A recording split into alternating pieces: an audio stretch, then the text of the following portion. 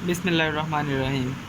अब जो चैप्टर नए चैप्टर नंबर 6 है फर्स्ट ईयर का, ठीक है। अब इसके अंदर आपको ना पीरियोडिक टेबल के हिसाब से आपको बताया जाएगा कि एटॉमिक रेडियस कैसे इंक्रीज़ करता है, ठीक है। उसके अलावा एटॉमिक रेडियस हो गया, शील्डिंग इफेक्ट हो गया, electron negativity, electron affinity, ionisation energy, ये कुछ बताया हुआ है कि लेट्स सपोज हम बात कर लेते हैं AR एटॉमिक रेडियस जो है वो हमारे पास लेफ़्ट टू राइट जब हम मूव करते हैं पीरियड के अंदर, जब वो हमारे पास डिक्रीज़ करता है, लेकिन जब हम टॉप टू बॉटम मूव करेंगे तो वो हमारे पास इंक्रीज़ करता है। इसी तरह ये आगे सारों की ना लिखी हुई हैं कि कहाँ पे डिक्रीज़ करता है और कहाँ पे इंक्रीज़ करता है। और ये जो MC है इसका मतलब metallic character left to right decrease करता है और टॉप टू बॉटम इंक्रीज़ करता है। अब जो इसके अंदर नीचे जो बातें लिखी हुई हैं ना सारी, वो बेसिकली सारी ना एक्सेप्शंस हैं और उसके अलावा ना याद करने वाले के रटा मारने वाले के पेपर के अंदर ना उसमें से आ जाता होता है कि सबसे हाईएस्ट आयोनाइजेशन एनर्जी किसकी होती है, लो हीलियम की। सबसे लोएस्ट किसकी होती है, CS की।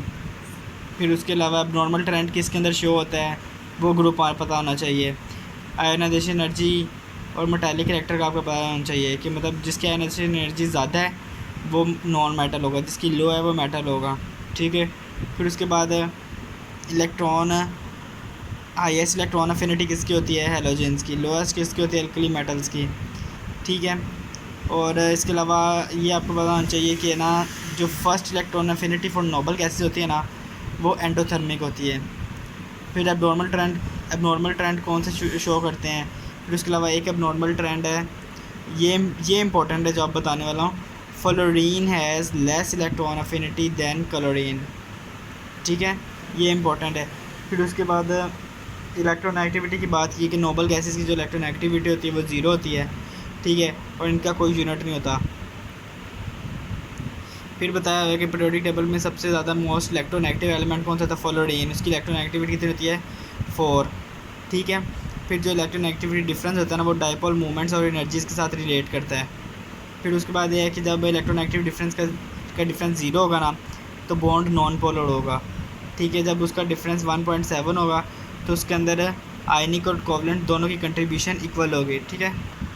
जब इलेक्ट्रोनेगेटिविटी डिफरेंस 1.7 से ज़्यादा होगा तो उस मतलब कंपाउंड आयनिक करेक्टेड होगा, ठीक है। जब 1.7 से कम होगा तो मतलब कोवलेंट होगा। ये सारी ना पॉइंट्स लिखी हैं, आपकी बुक के अंदर भी लिखे हैं, वहाँ से भी पढ़ोगे ना, लेकिन ये सारे कि एज ए MCQ आता है। फिर उसके बाद लिखा हुआ है कि अब टाइप्स ऑफ बॉन्ड आ जाते हैं। पहले वो बात करते हैं आयनिक बॉन्ड की, ठीक है। अब इसके अंदर एग्जांपल्स लाजमी आती हैं जैसे, और इसके अंदर ना जैसे लिखा हुआ है कि ionic compounds are also called electrovalent compound. उसके अलावा NaCl के अंदर कितना परसेंट आयनिक करेक्टर होता है, CSF में कितना होता है, और नो बॉन्ड इज़ विद 100% आयनिक, मतलब कोई भी बॉन्ड 100% आयनिक नहीं होता। और आयनिक बॉन्ड बनता कैसे है, इलेक्ट्रो पॉजिटिव जो एलिमेंट होता है ना, ठीक है, वो क्या करता है कि ना इलेक्ट्रॉन गिव करता है, ठीक है, और जो इलेक्ट्रोनेगेटिव एटम होता है वो उस इलेक्ट्रॉन को एक्सेप्ट कर लेता है, ठीक है। और उनके दरमियान स्ट्रॉन्ग इलेक्ट्रोस्टैटिक फोर्सेस होती हैं। जो इलेक्ट्रो पॉजिटिव एलिमेंट होता है उसकी आयोनाइजेशन एनर्जी कम होती है, ठीक होती है। और जो हमारे पास इलेक्ट्रोनेगेटिव होती है उसकी इलेक्ट्रॉन अफिनिटी ज़्यादा होती है। उसके अलावा जो इलेक्ट्रो पॉजिटिव एलिमेंट होता है ये हाई एनर्जी एलिमेंट होता है, और जो इलेक्ट्रोनेगेटिव होते हैं लो एनर्जी एलिमेंट होता है। देन फिर उसके बाद बात करते हैं कोवलेंट बॉन्ड्स की या इलेक्ट्रॉन पेयर बॉन्ड्स, ठीक है। कोवलेंट के अंदर आप आगे नॉन पोलर बॉन्ड होते हैं और पोलर बॉन्ड होते हैं। पोलर तब होंगे जब उनका डायपोल मोमेंट ज़ीरो के इक्वल नहीं होगा, जब ज़ीरो होगा तो नॉन पोलर होंगे, ठीक है। अब नॉन पोलर जो कोवलेंट बॉन्ड्स हैं ना वो सिमिलर एटम्स के दरमियान होते हैं, ठीक है। अगर हमारे पास डिसिमिलर एटम्स होंगे ना तो उनका इलेक्ट्रोनेगेटिविटी डिफरेंस ज़ीरो होना चाहिए। उसकी निस्बत जो हमारे पास पोलर है ना, ये हमारे पास इसमें पोल्स क्रिएट हो जाते हैं दो साइड पे, और ये बिटवीन डिफरेंट एटम्स होते हैं। इनकी कंपल्सरी कंडीशन क्या है, डिफरेंट एटम्स होते हैं और उनकी इलेक्ट्रोनेगेटिविटी डिफरेंस भी ज़्यादा होती है।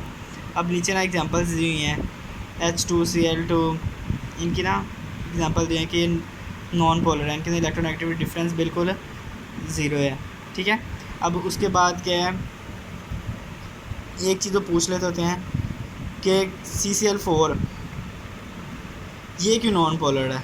ये नॉन पोलर इसलिए क्योंकि इसकी सिमेट्री ऐसी है और इसके जो डाइपोल्स होते हैं ना वो एक दूसरे साथ कट कर जाते हैं, लेकिन जो CCl का जो बॉन्ड होता है ना वो हमारे पास पोलर होता है, फिर नीचे एग्जांपल्स दी हुई हैं कि ये स्ट्रक्चर CH4 SiH4 SiCl4 ये नॉन पोलर, लेकिन इनके बॉन्ड्स पोलर होते हैं। नॉन पोलर क्यों होते हैं? क्योंकि इनके डाइपोल मूवमेंट्स ना एक दूसरे का कट कर देते हैं, जैसे ऊपर वाला नीचे वाले कट कर देता है, राइट वाला लेफ्ट वाले कट कर देता है, तो ये नॉन पोलर कंपाउंड बन जाते हैं। लेकिन जो इनके बॉन्ड्स होते हैं, अगर इंडिविजुअल बॉन्ड को देखें तो वो हमारे पास पोलर होते हैं।